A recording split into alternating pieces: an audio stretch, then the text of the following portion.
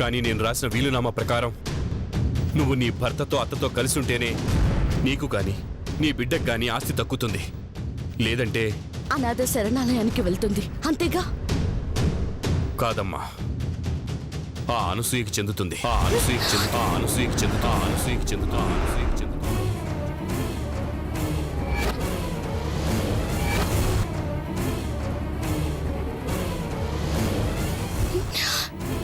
అనసూయ గారిగా?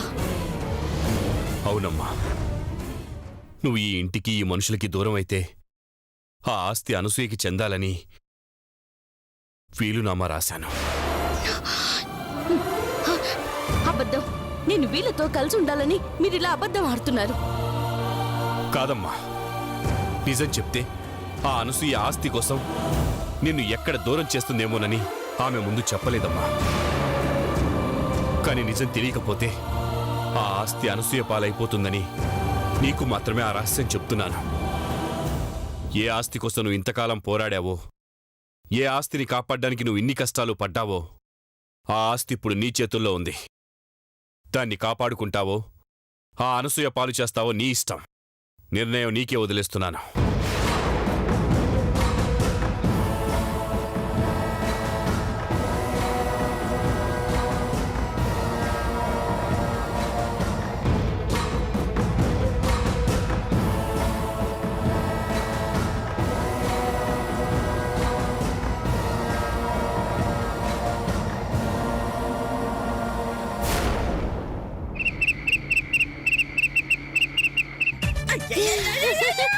అయ్యో, అత్తయ్య గారు!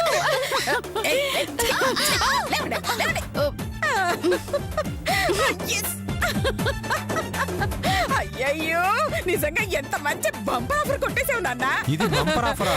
అమ్మా, ఆస్తి చేజారిపోయిందని నేను బాధపడుతుంటే బంపర్ ఆఫర్ అంటావేంటి? అయ్యయ్యో, చెయ్యి జారిపోలేదురా, జారిపోయేది. మనం పుణ్యాత్ములం కాబట్టి, ఆ దేవుడు మనకు ఫ్యాన్ కాబట్టి ఆ రాజశేఖర్ రూపంలో వచ్చి ఆస్తికి మనల్ని అధికారులు చేసేసాడ్రా. అమ్మా, నాకు డౌట్ అమ్మా. ఆ రాజశేఖరం ఏమన్నాడు? పుట్టబోయే బిడ్డకి పుట్టబోయే పిల్లాడుకో 18 ఏళ్ళు వచ్చేదాకా ఆస్తి మీద మనకి ఎలాంటి అధికారం ఉండదని చెప్పాడు కదా. మరి అధికారం వచ్చేసిందంటావేంటి? పిచ్చి నాన్న. అయ్యో, ఆయన తలుచుకుంటే మధు నొక్కదాన్నే గార్డియన్ గా పెట్టొచ్చు. కానీ నా పేరు కూడా చేర్చాడు అంటే అది మనకు బంపర్ ఆఫరేగా. నిజమేనమ్మా, లేకపోతే ఆ మధుకి మన మీద వచ్చిన కోపానికి మనల్ని ఇంట్లోంచి బయటికి గెంటేసి ఉండేది. మరి మన కాలం కలిసొచ్చి అదృష్టం నడిచొచ్చి పుట్టబోయే మనవడు నాకు నానమ్మే కావాలి, నానమ్మే కావాలి, నాకు నాన్నే కావాలి అన్నాడనుకో, అప్పుడు ఈ ఆస్తంతా మనదే కుదరా. మందే అమ్మా, ఆ మధుకి పుట్టిన బిడ్డ మనల్ని ఇష్టపడతాడంటావా? ఇష్టపడరా, ఇష్టపడేలా చెయ్యాలి. అప్పుడే మనకి ఆస్తి దక్కుతుందిరా. అవునమ్మా, ఎలాగైనా ఈ ఆస్తి మనకి దక్కాలి, లేకపోతే మన బతుకులు ముష్టి బతుకులు అయిపోతాయమ్మా. అవును మళ్ళేంటొదినా? సారీ, నిన్ను మళ్ళీ గెటప్ లో చూసి నువ్వు మళ్ళీలాగే కనపడుతున్నావు చేతు. వదినా, గెటప్ నుంచి నేను బయటకు వచ్చేసాను, మీరు వచ్చేయండి. అలాగే కాకపోతే నాదొక చిన్న డౌటు. ఏంటది?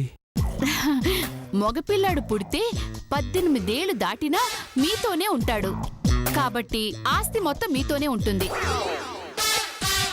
అదే ఆడపిల్ల పుడితే పెళ్లి చేసుకుని వెళ్ళిపోతుంది కదా, అప్పుడు ఆస్తి ఎవరికొస్తుంది? కట్నం ఇచ్చి పంపిస్తాం కాబట్టి మిగిలిన ఆస్తి మనకే వస్తుంది.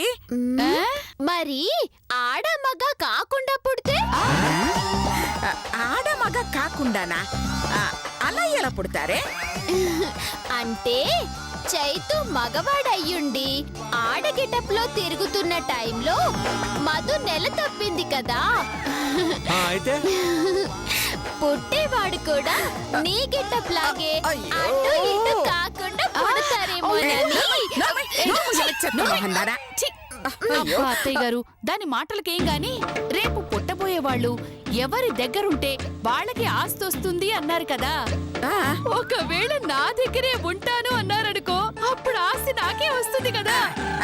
ఉంటానంటే వస్తుంది, కానీ ఉండడు. ఎందుకు ఉంటాడే మేకప్ వేసుకున్నప్పుడు ఉన్నా కూడా మేకప్ తీయగానే పారిపోతాడు. అందుకు చంపేస్తా. చూసారా అత్తయ్య గారు, పిల్లాన్ని చంపుతానంటుంది. ఆస్తి కోసం ప్రాణాలు తీస్తావా అని పాపిష్టిదానా.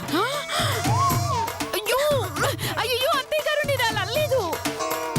నువ్వు అంతకు తెగిస్తావే, అందుకే పిల్లాన్ని నేనే ప్రేమగా పెంచుకుంటాను. ఆస్తి మొత్తం కొట్టేయడానికా? నువ్వు మాత్రం ఆస్తి కోసం పెంచుతానని అనలేదా? చాలు చాలు. ఆస్తి కోసం కక్కుర్తి పడ్డానికి నేనేమైనా పిసినారు అనసూయని అనుకున్నావా ఏంటి? డబ్బు కోసం గడ్డి తినడానికి నేనేమన్నా చైతున్ అనుకున్నావా? వదిల్లు ఇంకా ఆపండి. మీరు తిట్టుకున్నట్టుగా లేదు, మమ్మల్ని తిడుతున్నట్టుగా ఉంది. అవును, మిమ్మల్ని కదా తిట్టింది. తిట్టినట్టు అంటారేంటి? ఎంత ధైర్యంగా చెప్తున్నావే నువ్వు?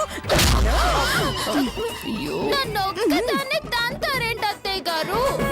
లతక్క కూడా తిట్టింది కదా, దాన్ని కూడా తన్నండి అత్తయ్య గారు. అయ్యో, చూసారా అత్తయ్య గారు మిమ్మల్ని ఎంత డైరెక్ట్ గా తిడుతుందో? ఏయ్, ముందు మీరిద్దరు ఇక్కడి నుంచి వెళ్ళండి. వెళ్ళండి వెళ్ళండి. ఏయ్, వెళ్ళండి. అబ్బా. ఛీ. అయ్యో, ఆ దేవుడు కోడలనివ్వకుండా 2 కార్లను ఇచ్చాడు. ఇద్దరు కాదమ్మా, ముగ్గురు. ఆ మధుతో కలిపి. కరెక్ట్ నాన్న. ఆ 3వ కోతి మీద ఒక కన్నేసి ఉంచుదాం. పద రా.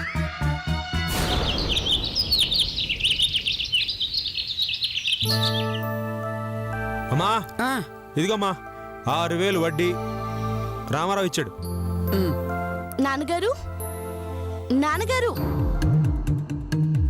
నాన్నగారు నాన్నగారు ఎక్కడికి వెళ్ళారు? నాన్నగారు ఏమైంది మధు? మీకు చెప్పాల్సిన అవసరం లేదు. ఏయ్, నీతో మాట్లాడాల్సిన అవసరం మాకు లేదు, వదిలేయమ్మా. నాన్నగారు నాన్నగారు పాపం వాళ్ళ నాన్న కోసం వెతుకుతోంది నాన్న. అయ్యో పాపం, అయితే మనం కూడా హెల్ప్ చేద్దామమ్మా. మనం కాకపోతే ఇంకెవరు సహాయం చేస్తారు నాన్న? నాన్నగారు మాయ్ గారు.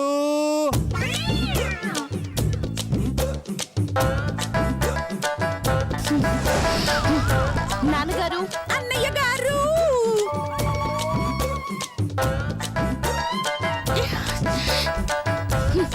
నాన్నగారు బాబాయ్ గారు బిగ్ నాన్నగారు. బిగ్ నాన్ననా? యు మీన్ పెద్ద నాన్న? యా అనసూయ. చొంపుతా. యా ఏంటి యా? నువ్వు వెతుక్కోమ్మా. అసలే మీ నాన్న ఒట్టు మనిషి కూడా కాదు. ఏంటి? అంటే మీ నాన్న ముసలాడు కదా, ఏ బీపీఓ షుగరో ఉండుంటుంది కదా. పాపం ఎక్కడైనా కళ్ళు తిరిగి పడిపోయాడేమో అని మా అమ్మ బాధపడుతోంది. నేను భయపడుతున్నాను. మేమందరం జాలి పడుతున్నాం. ఛీ, మీరు మారరు. ముందు నువ్వు మారు. ఇక్కడే ఎతికావనుకో నీ బాబు సంవత్సరాన దొరకడు. ముందు రూములో ఎత్తుకో. ఎలా? ఛీ, నాన్నగారు నాన్నగారు నాన్నగారు నాన్నగారు ఎక్కడున్నారు? ఎక్కడికి వెళ్ళారు నాన్నగారు?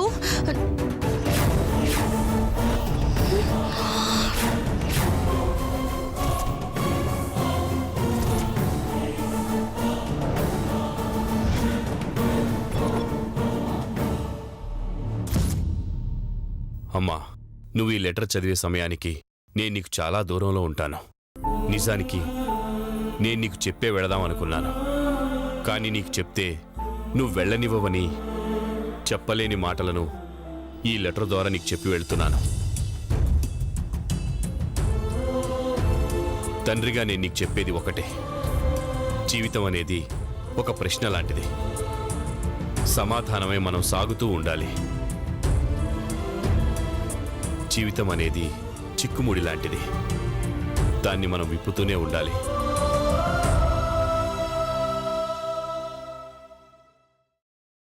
జీవితం అమ్మ ఒడి లాంటిదమ్మా. కాసేపు సేద తీరాలి. కలలా కరిగిపోయే, అలలా చెదిరిపోయే చిన్న జీవితంలో సాధ్యమైనంత వరకు ఆనందంగా సంతోషంగా ఉండడానికి ప్రయత్నించాలి. ఈ పగలు, ప్రతీకారాలు, ద్వేషాలు, పంతాలు ప్రేమని అంతం చేస్తాయమ్మా. సొంత వాళ్ళందరినీ దూరం చేస్తాయి. నీకు తెలివుంది, ధైర్యం ఉంది, ప్రేమించే మనసుంది, క్షమించే గొప్ప సంస్కారం ఉంది. ఆలోచించమ్మా. నీ జీవితాన్ని నువ్వే నడిపించు. నీ తండ్రి కోరిక నెరవేర్చు.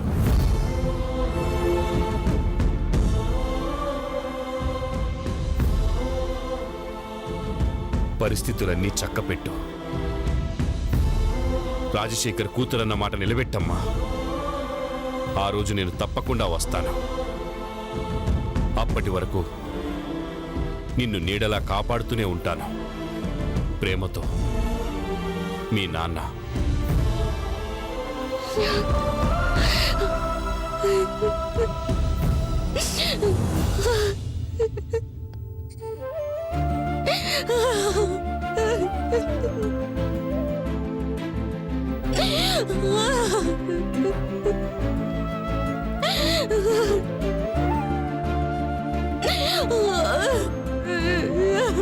నాన్నగారు,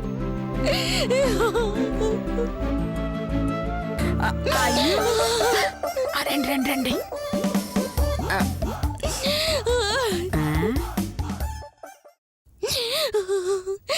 నన్ను వదిలి ఎందుకు వెళ్ళిపోయారండి? మళ్ళీ నన్ను ఒంటరి దాన్ని చేశారు కదండి. నాతో ఒక్క మాట చెప్పుంటే మీరు చెప్పినట్టే నడుచుకునేదాన్ని కదండి.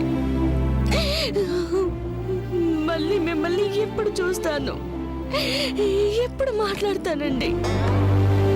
నన్ను ఎందుకు ఇలా శిక్షించారు? నేను తప్పు చేశాను నాన్నగారు. మీ మాట కాదని చాలా పెద్ద తప్పు చేశాను. మీరు కోరినట్టుగా నా భర్తతో కలిసి ఉంటే చాలా బాగుండేది. అప్పుడు మీరు నాతోనే ఉండేవారు. తప్పంతా నాదే. నన్ను క్షమించండి నాన్నగారు, నన్ను క్షమించండి. అమ్మయ్యా, అబ్బబ్బబ్బబ్బబ్బ! అయ్యో ఎంత శుభవార్త విన్నావు నాన్న. ఆ రాజశేఖరు జంప్ అంట. అయ్యో! ఈ ఇంటి పక్కన పేడ వెరగడైపోయింది. ఆ, దరిద్రం కూడా వదిలిపోయిందిరా. ఇంట్లో మనకి తిరిగే లేదు. ఆ, ఎదురు కూడా లేదురా. అమ్మా, I am the king. I'm king అన్నారు. నేను కింగ్ వదినా. నేను కింగ్ అన్న పెళ్ళాలి. అయ్యో వస్తుంది, పదండి పదండి.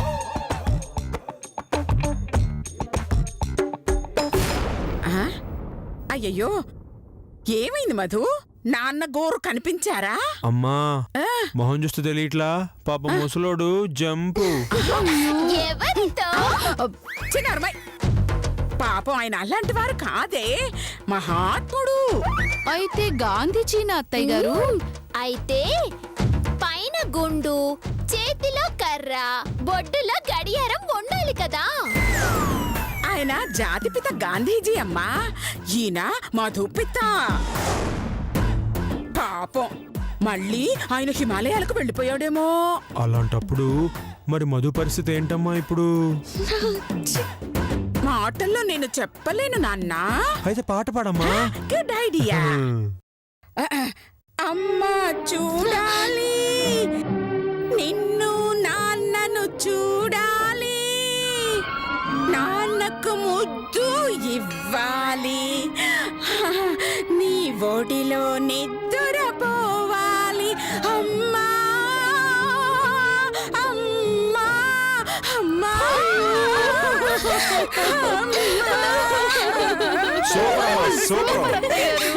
అని కుక్క పెట్టి వెక్కి వెక్కి ఏడుస్తుంది నాన్న. అమ్మా, ఇది పాత వర్షన్ అమ్మా. లేటెస్ట్ గా కొత్త వర్షన్ వచ్చింది, అది బాగా పాడు పాడు పాడు. నాన్నకి ప్రేమతో, నాన్నకి ప్రేమతో, నాన్నకు ప్రేమతో అంకితం ఈ ప్రతి క్షణం. నాన్నకు ప్రేమతో, నాన్నకు ప్రేమతో అని ఎన్టీఆర్ లాగా వెక్కి వెక్కి ఏడుస్తుందమ్మా. అయ్యయ్యో, అవునానా? కాకపోతే మన మధు గొప్ప దైవ భక్తురాలు కాబట్టి గట్టిగా ఆ దేవుణ్ణి స్మరిస్తే వాళ్ళ నాన్న జట్టు స్పీడ్ లో ఇక్కడికి వచ్చేస్తారు. ఆ, అలాగా విన్నావా మధు? ఒక్కసారంట ఆ దేవుణ్ణి ప్రార్థించు, మీ నాన్న వెంటనే వెనక్కొచ్చేస్తాడంట. పోవే వెర్రి మొహందానా. ఏంటే అలా అన్నట్టు అది చూసిందక్క. సర్లే ఆపండి. నాన్న చేతు, నాన్నని పిలవడానికి మధు మొహమాట పడుతుంది గాని మన ఇద్దరం పిలుద్దామా? నేను రెడీ అమ్మా. ఓకే.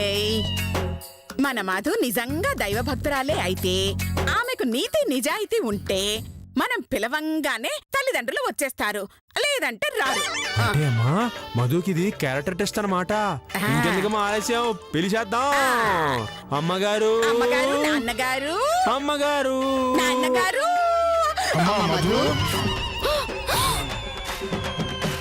అమ్మ నాన్న అంటే ఒరిజినల్ నాన్న కాకుండా పెంపుడు బ్యాచ్ వచ్చిందేంటి నాన్న? ఇది భక్తురాలే. నాన్నగారు, అమ్మా మధు, ఎలా ఉన్నావు అమ్మా? చాలా బాధగా ఉందమ్మా. రాజశేఖరం గారు వెళ్ళినందుకు మాకు బాధగానే ఉందమ్మా. నాన్నగారు వెళ్ళిన విషయం మీకెలా తెలిసింది? వెళ్తూ వెళ్తూ మాకో లెటర్ పంపించి వెళ్లారమ్మా. అమ్మా, రాజశేఖరం గారు ఫ్లాష్ బ్యాక్ లో పోస్ట్ మ్యాన్ గా పనిచేశాడా? కనిపించిన ప్రతి వాళ్ళకి లెటర్లు ఇచ్చుకుంటూ వెళ్ళిపోతున్నాడు. చూడబోతే అలాగే ఉంది నాన్న. ఆ లెటర్లో ఇహ నుంచి మమ్మల్ని నీకు తోడుగా ఉండమని, ఆయన తిరిగి వచ్చే వరకు నిన్ను జాగ్రత్తగా చూడమని చెప్పారమ్మా. అందుకే ఇక శాశ్వతంగా నీ దగ్గరే ఉండిపోదామని వచ్చాం. ఆయన రక్తం పంచితే మీరు ప్రేమను పంచి పెంచారు. ఆయన కోరిక మేరకు అందరం కలిసే ఉన్నాం నాన్నగారు. లోపలికి పదండి. రా అమ్మా, ఆ, రండి.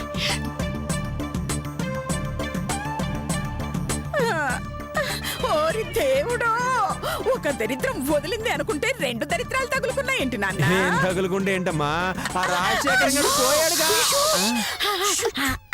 ఆ. అయ్యో అయ్యో అయ్యో అయ్యో. అత్తగారు, అయ్యయ్యయ్యయ్యో. ఊసే, దేవుడున్నాడు, దేవుడున్నాడు. మనలాంటి మంచి మనుషులకి దేవుడు ఎప్పుడు అన్యాయం చేయడు. అవునవును, మీరు ఆ దేవుడికి అన్యాయం చేసే టైపు. ఇంకా పాపం ఆయన మీకే అన్యాయం చేస్తాడు చెప్పండి. ఆ, నేనంత దుర్మార్గురాల్ని అయితే ఆ రాజశేఖర్ లెటర్ రాసి పెట్టి ఎందుకు చంపైపోతాడు? ఇక్కడే ఉండి మా తాట తీసేవాడు కదా. కరెక్టేనమ్మా. అమ్మా, మన భక్తికి ఆ దేవుడు పొలకించిపోయి ఆ రాజశేఖరం గారిని ఇల్లు వదిలి పారిపోయేలా చేశాడు. నాకు తెలిసాడు ఇప్పట్లో రాడు. ఇంకా మనం ఏం చేసినా అడిగే దిక్కే లేదు. అయ్యో అవునవును నాన్న, ఆ రాజశేఖర్ ఇక్కడే ఉంటే ఆ మధుకి అండగా ఉండేవాడు. పెత్తనం మొత్తం ఆ మధు చేతిలోనే ఉండేది. అది కూర్చోమంటే కూర్చోవాలి, నుంచోమంటే నుంచోవాలి. మనం కుక్క బతుకైపోయేదిరా మన బతుకు. అమ్మా, ఆడు వెళ్ళిపోయాడు కాబట్టి ఇంకా ఈ ఇల్లంతా మందేనమ్మా. మనమే పరిపాలించేసుకోవచ్చు. ఈ ఇల్లు, ఈ తోట, ఈ ఆస్తి, ఈ డబ్బు అంతా మన హ్యాండ్ ఓవర్లోకి వచ్చేస్తుంది. మధు ఉండగా మీ హ్యాండ్ ఓవర్ ఎలా అవుతుందమ్మా? వదినా, మధు ఏమన్నా కారణం మల్లీశ్వర ఈ విషయం తెలియగానే వచ్చి మనల్ని కుమ్మేయడానికి? నా భార్య బతికిపోయింది గాని లేకపోతే దాన్ని ఇదిగో ఈ ఎడంచెత్తో నలిపేసి ఉండేవాడిని. అవునన్నా, మనకి మంచి రోజులు వచ్చాయిరా. అందుకే మధుమతి ఒంటరిగా మిగిలింది. రేపు ఈ ఇంటి పెత్తనం నేను లాగేసుకుంటాను. దానికి తెలియకుండానే ఈ ఇంటికి పని మనిషి చేస్తాను. ఆస్తి, అధికారం అన్ని నా ఆధీనంలోకి తెచ్చుకుంటాను. హా.